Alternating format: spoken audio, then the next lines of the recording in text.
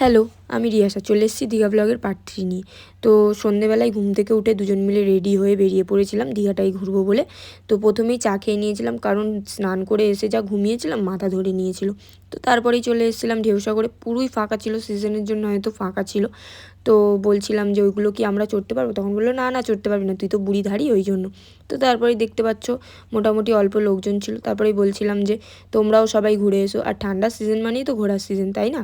আর এই যে ঢেউসাগরের এই লাইটিংয়ের জায়গাটা কিন্তু খুব সুন্দর, বলো? আমার তো খুব ভালোই লাগে, বেশ ফটোগুলোও ভালো ওঠে।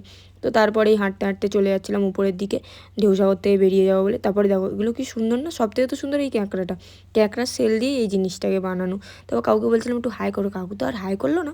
তো তারপরে তোমাদেরকে এইগুলো দেখাচ্ছি, কি সুন্দর দেখো, একটা এইটা দেখছো কি দারুণ লাগছে। তো তারপরেই বেরিয়ে পড়েছিলাম মাছ খাবো বলে।